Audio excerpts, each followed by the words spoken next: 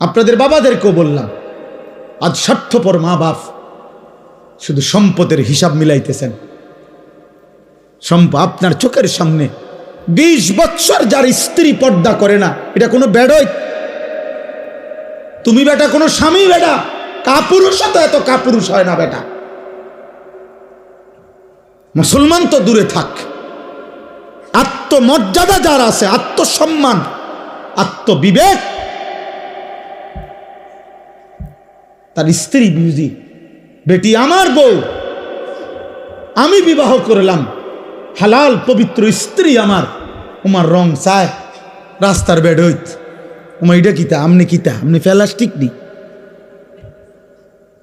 আমনি কিতা আসলে, আমি এটা কি জাতের বেড হইতাম না? আপনার গায়রতে লাগে না? আপনার প্রেস্টিজে লাগে না? আত্মসম্মানে লাগে না?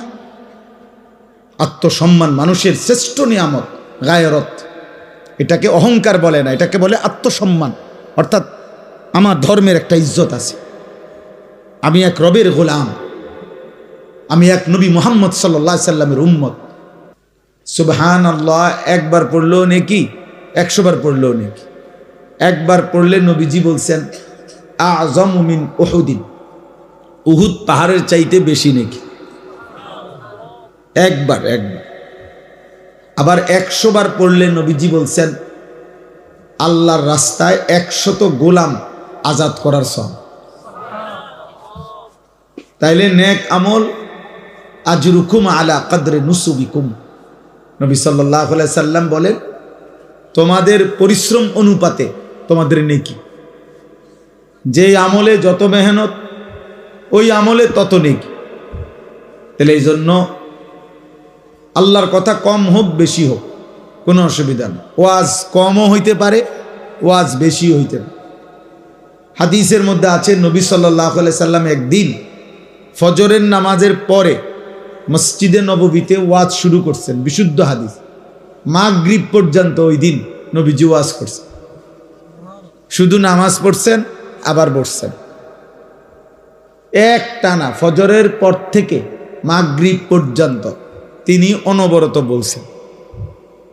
হযরত আবু যায়েদ আনসারী রাদিয়াল্লাহু তাআলা আনহু বলেন কিয়ামত পর্যন্ত যা হবে সব কিছু বলে ফেলছেন ওই দিন, এমন ওয়াজ দিছেন, এক ওয়াজ। তাহলে লম্বা ওয়াজ। আবার এক সাহাবী আয়েশা নবীজিকে বলছেন ইজিনি ওয়া আউজিস, ইয়া রাসূলুল্লাহ আমাকে একটু ওয়াজ করেন, তবে একটু কমাইয়া কইেন, সংক্ষেপ কইেন, আমি পুরা মনে রাখতে পারতাম না।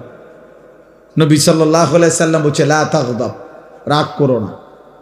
এই শেষ ওয়াজ। হ্যাঁ, এটাই ওয়াজ, এই কদ্দুর কথাই বলছে, লা তাগদাব, রাগ করো না। ফারাদ্দাদা মিরারান, ওই সাহাবী আবার পুনরাবৃত্তি করছে কথা, যে ইয়া রাসূলুল্লাহ আরেকটু বলেন। এত সংক্ষেপ তো কইছি, একবার বেশি সংক্ষেপ হয়ে গেছে। সংক্ষেপ কইয়া তো বিপদে না পড়লাম। হ্যাঁ, লা তাগদাব, আপনার রাগ করো না। নবীজি আবার বললেন লা তাগদাব। তিনি বললেন ইয়া রাসূলুল্লাহ আরেকটু বলেন। নবীজি বললেন লা তাগদাব, রাগ করো না।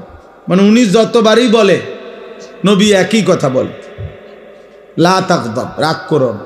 তিনি বুঝছেন আজকের ওয়াজ আর বাড়ত না, বুঝছি শেষ, আজ এইটাই ওয়াজ। তাহলে বোঝা গেল এক শব্দ লা তাগদাব, এক শব্দ কি হইতে পারে, ওয়াজ হইতে। তাহলে আল্লাহর কথা কমও হইতে পারে, বেশি হইতে। বাল্লিগু আন্নি ওয়ালাউ আয়া, নবী সাল্লাল্লাহু আলাইহি সাল্লাম বলছেন একটি আয়াত হলেও আমার কথা যা আবার থেকে তোমরা পেয়েছো, বুঝেছ, তা পৌঁছিয়ে দাও, তা বলে দাও, তা পৌঁছিয়ে দাও। তাইলে আল্লাহর কথা কমও হইতে পারে, বেশিও হইতে পারে। আল্লাহর কথা শোনার মধ্যেই বরকত, বাস্তবতা। আল্লাহ কোরআনুল কারীমে বলছেন ফাবাশশির ইবাদ আল্লাযীনা ইসতামিউনাল কাওলা ফায়াত্তাবিউনা আহসানা। হে নবী, আপনি আমার ওই বান্দাদেরকে জান্নাতের সুসংবাদ দেন যারা মনোযোগ দিয়ে কথা শুনে অতঃপর কোরআন সুন্নাহর অনুসরণ করে। তাহলে আগে শুনে মনোযোগ দিয়ে, এরপরে অনুসরণ করে, আল্লাহ বলেন ওদেরকে আপনি জান্নাতের সুসংবাদ দিয়ে দেন। এই জন্য দোস্ত, নেক আমল করা এটা যেমন একটা আমল, নেক আমলের কথা শোনা এটাও একটা আমল, এটাও একটা আমল। এই যে এখন আপনারা ওয়াজ শুনতেছেন, এটাও একটা আমল, যে আল্লাহর কথা শুনতেছেন। আল্লাহ যে বলছে তোমরা আমার কথা মনোযোগ দিয়ে শুনো, তো আপনি মনোযোগ দিয়ে শুনতেছেন, এটা একটা আমল।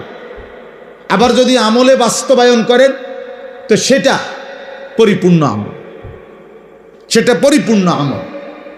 এই জন্য আল্লাহর কথা শোনা থেকে বিরত থাকতে নাই। অনেক সময় শয়তান ওয়াসওয়াসা দেয়, আরে বুঝছি তুই আর ওয়াজ হইনা কিরবি, তুই তো এই হওয়া দে রে, বুঝেন নাই? তুই আর কি, তুমি দেখছি আজ যে 6 বছর ধরে তো ওয়াজে হনো, কই তুমি যেরুম আছে এমন না। না, মানুষের প্রত্যেকটা নেক কথা, কোরআনের প্রতি কথা, খোদার কসম, এটা দিলে আসর করে। হয়তো গুনাহের কারণে এটা জ্বলে উঠতে পারতেছে না, কিন্তু কোনো একদিন আল্লাহ চাইলে এই সুপ্ত ঈমান, ভিতরের সামান্য বারুদ জ্বলে উঠবে একদিন। কোনো এক কথায়, কোনো এক বাক্যে, কোনো এক শব্দে আল্লাহ চাইলে কারো জিন্দিগি বদলে যাবে। মূলত হেদায়েত, জীবনের পরিবর্তন, এ তো আল্লাহর হাতে। এটা তো মূলত আল্লাহর হাতে। কোনো বক্তা, কোনো ওয়াইজ, কোনো নবী, কোনো আউলিয়া কারো হাতে না।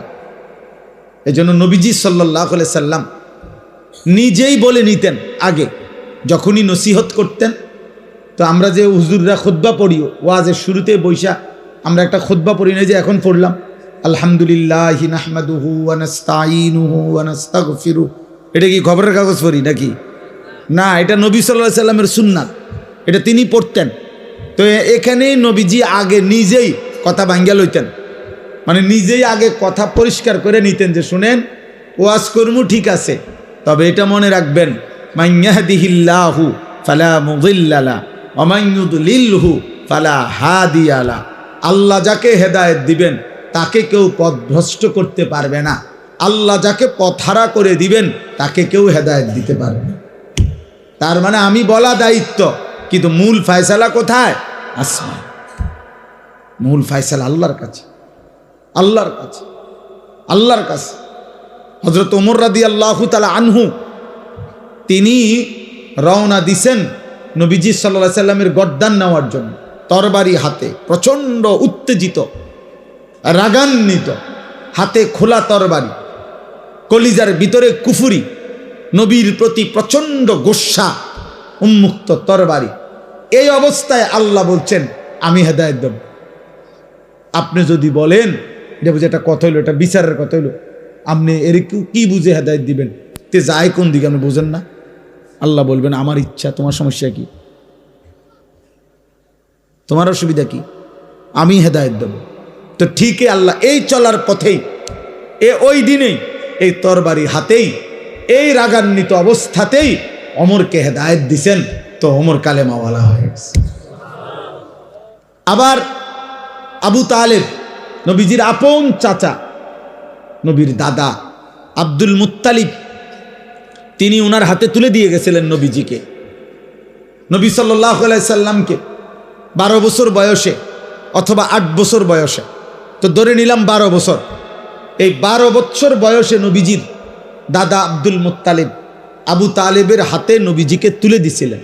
বলছে আমার নাতি, বাবা হারা এতিম নাতি, তোমার হাতে তুলে দিলাম। আমার নাতির বাবা মারা গেছেন আব্দুল্লাহ, অতএব তুমি সন্তানের কাছে আমি আমার নাতিকে দিয়ে গেলাম।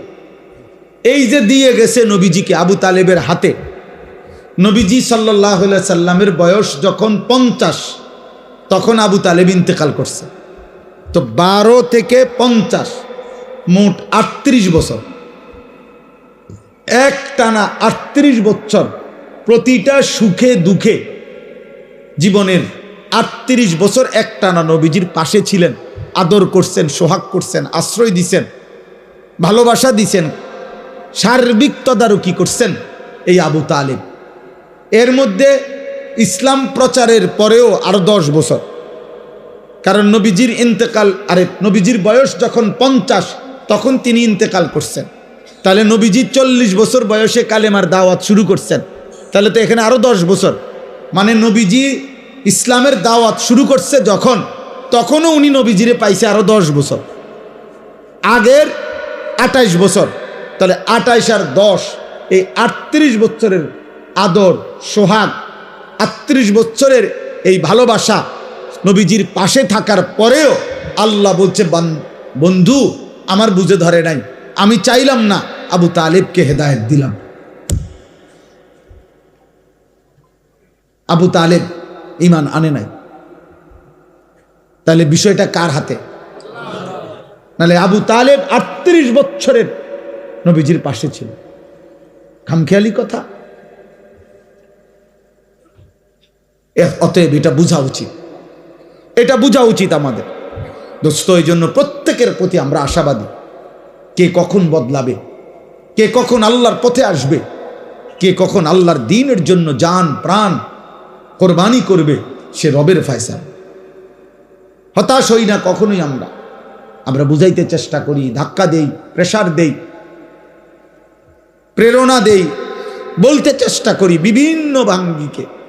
বহু বক্তা, বহু আলেম, বহু উলামা, আউলিয়া নানাভাবে এক কথাই বলতে চেষ্টা করে যে হে আল্লাহর বান্দা, তুমি তোমার জীবনের উপরে রহম করো, হায়াতের কদর করো, তুমি তোমার আখিরাতকে সুন্দর করো, তোমার পরকাল তুমি সাজাও।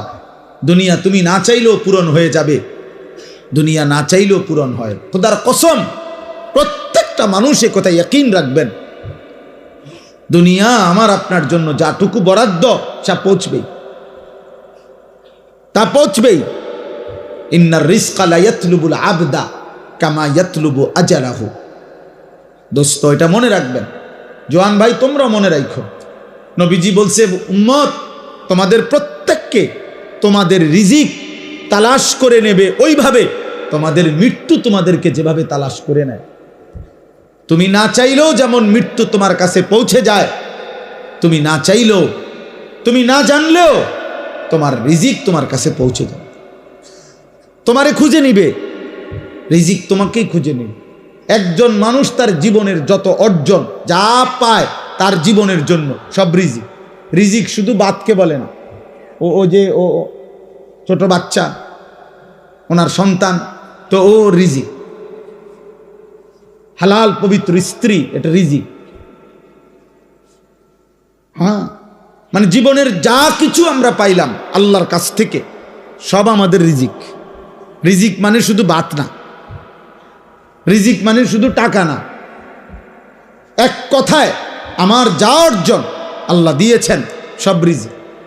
আল্লাহ তাআলা নবী বলেন, আল্লাহি লা ইয়ামুতা নাফসান হাত্তা তাস্তাকমিলা রিজকাহা। আল্লাহর কসম, নবীজি বলেন কেউ একটি প্রাণ, একটি আত্মার মৃত্যু হবে না তার রিজিক পূর্ণ না করে, তার রিজিক পূর্ণ না করে।